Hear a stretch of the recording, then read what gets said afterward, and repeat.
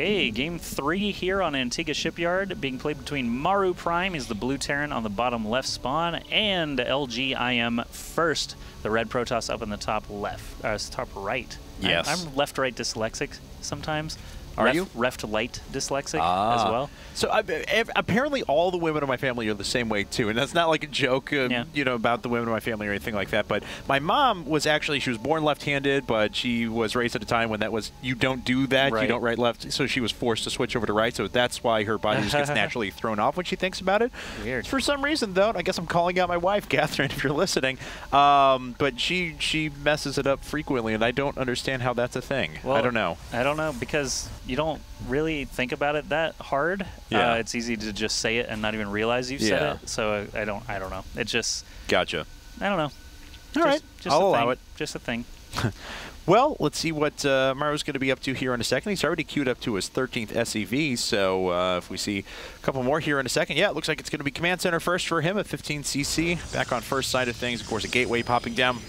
A lot of Protoss players will go through gateway and then gas. By that time, their probe scout gets to their opponent's base, and once they see a 1x gasless fast expand or a Command Center first, oftentimes they'll go, oh, okay, I see what you're doing. Pull totally off of gas and just go as quick as possible into a Nexus. Yep, and I mean, right now we just see he's going to go get an assimilator before even cybernetics core or anything like that. Obviously, that's normal, so he's going to continue on building cybernetics core. We have Barcode Maru, as he likes to be called. That's right. Yeah.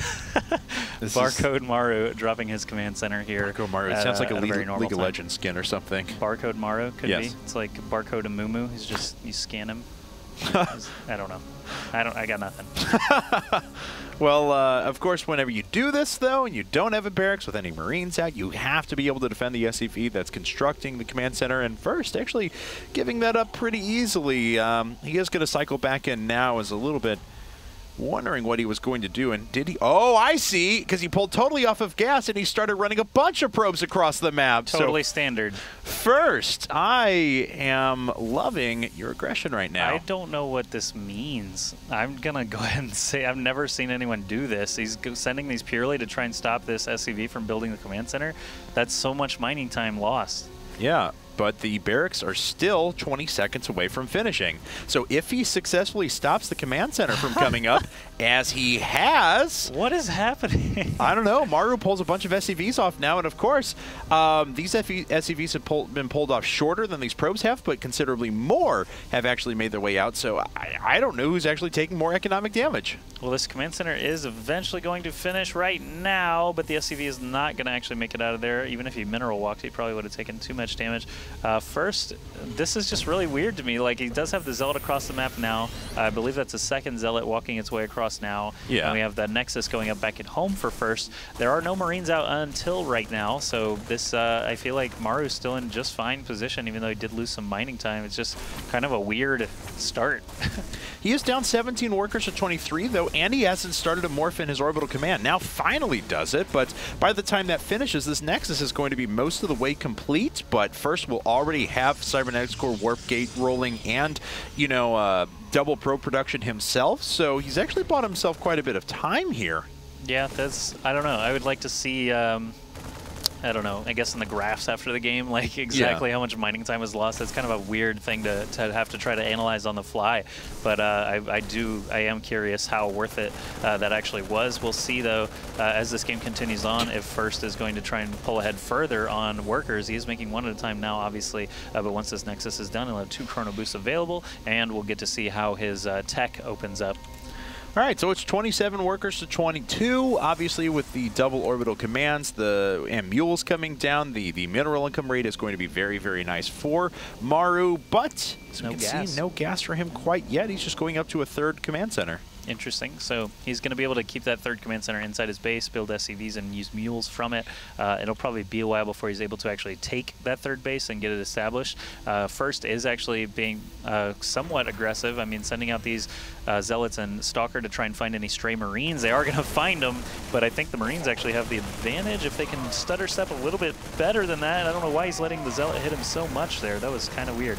Yeah, Maru has to back, I'm sorry, First has to back out of there, otherwise Maru would have been able to to take down the Stalker as well. So good control from Maru. Very, very good control, as a matter of fact. And as we can see, 2 more gateways and a robotics facility coming up from first, but he felt very secure at the beginning of this game. Even knowing there were 2 barracks up, decided to put down his robotics facility before gateways number 2 and 3. So he's feeling very confident. Of course, as soon as you do that, you need maybe not just 1, but 2 observers just to keep tabs on what your opponent is doing. Yep, and as the first one finishes, he does have the opportunity to build, yep, there's a second observer. I was going to say he had a chance to build a warp prism if he wanted to try that type of aggression, or obviously with a lot of Marines on the field, that can be a little bit more difficult. Still can be nice, though, if you get a sentry into the main and can force field a ramp or something like that, but instead he is going to go for that second observer, most likely going to be seeing Immortals after that. All right, so first, Maru just trading shots back and forth. Of course, first does have shields that can regenerate on his Stalker, so, you know, as long as he only takes shield damage, he'll come out in the better there because he will start whittling away those Marines. Doesn't look like he's killed any, though. He's going quick Colossus, skipping Immortals. It looks like entirely. He hasn't built one. Obviously, seeing a lot of Marines makes sense because they can, you know, get through that hardened shield very quickly and take out Immortals, and this will save him some gas in the long run to get extended thermal lances and that first Colossus started. And it looks like he was thinking about a Nexus possibly here, although the time that he actually put up that robotic space suggested to me as he loses a sentry, and that actually is very, very bad for him. Fades out a force field as well and kills the probe that was trying to put up the third base. So, but with how quickly this robotic bay is coming up and the fact that he doesn't have any forges down yet, which he may add a couple here in a bit, he's actually going to be able to hit a very, very strong timing, even being on 3 bases. Yeah, so he's not actually going to manage to establish that Nexus. Maru does have his command center finished for a while now and hasn't actually floated it over. Like I said, he's going to need some time to be able to establish it and actually be able to move it over, but he is still building SCVs out of it. He's got 46 workers on the field now, 54 for first, and actually the forces on both sides are still pretty meager at this point. Extended thermal lances and the first Colossus are being created for first, as well as those 2 forges that you mentioned. That's right. So he will be able to power ahead with upgrades, but it's not as quick as if he had gone like the full Creator Prime style. Double Forge before Robotics Bay, then Robotics Bay and 2 Colossi as he moves out with 2-2 and expands to a third. But with this build, his units will be a little bit better protected. I like what he's done back here. I mean, he's made a lot of this pretty drop-proof. I mean, it's going to be very difficult to try and access the forges without overexposing the units in the mineral line. That's a good point, and it is something that I think is actually still a little bit underdeveloped in StarCraft 2. The Sim City that we saw in Brood War was always so meticulous and obvious. Like when you watch really good players build their base out, you know, there were reasons for every building placement. And I feel like in StarCraft 2 that still gets overlooked quite a lot.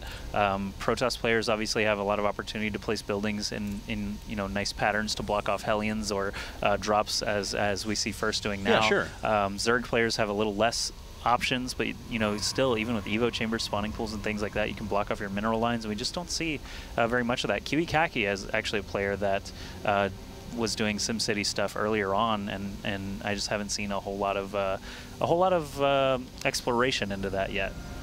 Well, we do have 2 Colossi out on the map. The forward pylon is done, and there's a considerable amount of warp pins actually on 7 gates for now, especially as the economy keeps getting invested into for first. He's got a strong position here, and he has effectively denied this third base for quite a while. Yeah, and now he's going to actually force Maru to pull off a ton of SCVs to not only repair up this bunker, but he might need them to soak some damage here soon. These extended thermal lance Colossi are actually going to be able to pick off these SCVs without taking any damage from the bunkers. That's obviously a wonderful thing to have when you have these 2 Colossi on the field. Vikings are starting to come out now for Maru, but there is a pretty substantial force on the ground that should be able to deal with those 2 Vikings for the time being. Yeah, 10 Stalkers for now, and as we can see, 1-1 is finishing up in 2 seconds. There it is. So now these forces are just that much stronger. Vikings trying to get in position, and 1 gets picked off immediately. Great placement of the Observer on the high ground there. That's right, and this will allow First actually to have an even better stance as this 3rd Colossus comes in. He's got those +1 upgrades, as you mentioned, and the Vikings basically taking 1 volley from all of those Stalkers will kill them off. So the Colossi are actually very well defended. First is trying not to overcommit and get these Stalkers too far forward, because Maru obviously does have stim and he's able to come through very quickly to try and stop that. But the Colossi really are just driving the action here. It's kind of like a little mini Protoss siege push. Yeah, I have to say, First is playing this incredibly well. I mean, behind this, he's been saturating a third base. He's still getting upgrades. He's going into 2-2. Everything is hitting on all cylinders for him. We actually have a factory coming up. I guess that was a scouting factory that was killed across the map, so he knows he needs a second starport for now and needs to reestablish a factory to be able to produce that tech once again. But, I mean, eventually the Start Command Center is going to get put down, but look how far ahead he pulled in workers. He was down in workers moving into that. Now is up by 18 because he killed a couple more, and I do mean just a couple, but produced the whole time while Maru could do nothing but make attack units. Yep, first having that third base established so much early is really shining for him now as he's able to keep up this production. He's probably going to be bringing along a pylon or a probe eventually to set some forward pylons. I'm surprised that he hasn't established really. Okay, there's one way off to the right. This one could drop another one, obviously, inside this main area to do some more warpins, but first is going to be just crawling ever closer to his opponent. There's a nice one. Actually, I like that placement near Maru's third because he can attack the destructible debris, destructible rocks, and get into that. Wow, how did he scouted in there and didn't find it? Okay, that sucks for him, but the third base destructible rocks are going to be at an exposed place, basically. Good catch there. He actually scanned the army and then ended up hitting an observer as well. So first has to blink out of there. That blink actually just finished up. That's so fortunate for him. 3-3 upgrades are on the way, and he's been very, very diligently chrono boosting them. I mean, it was the 11-minute mark when these were first thrown down, and at 16 minutes, he's already got 3-3 on the way. So doing a very good job of that. Looks like workers are just hanging out with each other. It's a good symbol of peace and prosperity. Zella chases down a Marine off to the side, but here comes Maru. Yeah, Maru's force looking a lot more formidable when you see it all in one place like this, but the Colossi, again, are going to be the ones driving the action. 4 Colossi with those extended thermal lances will be the focus of this fight. All the anti-air needs to go toward those Vikings, but look how much splash damage is actually being dished very, very quickly onto that front line. Those force shields were great, cutting that force in half as well. And let's see here, Maru is on 2-2 upgrades, but only +3 weapons on the way, so he's going to be at a big disadvantage in upgrades here momentarily. So first continues to push through. He's got Psionic Storm on the way. He's got a 4th base in the top left-hand corner. He's got all of his tech in place that he needs for the super late game. Things are just looking really good for him. I don't want to count Maru out of this quite yet, and I'm not trying to do so. He certainly still has a chance, but first has just been playing near flawlessly. Yep, that was a huge engagement for the pace of this game. Actually getting all those force shields to split the forces of Maru was just really, really good. He didn't even have to focus down those Vikings. The Vikings were a little timid, it looked like, trying to get in close enough to actually hurt those Colossi, and there's so much damage, actually, that the Colossi could basically just do a few laser sweeps and run away anyway. Pylon getting taken out there by Maru, and it looks like First is not going to care too much. He's going to start barreling forward here. He does have Psi Storm done now, researched as well, so he could, yeah, there's a ton of High Templar actually already on the field. Wow, that's way more than I thought he'd had. Yeah, 6. It's a pretty good number, especially with the amount of energy that they actually have. They can not just throw down a storm, but then also a feedback right afterwards, or it'll just be a few seconds until they have a second storm available. So First is playing this very, very slow and passively. He's going to move up against a maxed army here, but he'll have so much infrastructure to fall back on. Storm's going down up in the front. Maru would already preemptively split up his forces. That last one hitting more zealots than anything else, but look at the amount of forces that are still left over, and the important part being that even if this isn't the world's best engagement, because he was fighting into a well-entrenched position for Maru, he's got so many forces coming in from behind because of that enormous bank of resources. Right, all the Vikings got taken out extremely quickly too. That's going to force Maru to GG, and First actually takes 2 games in a row now for IGNProLeague Miracle.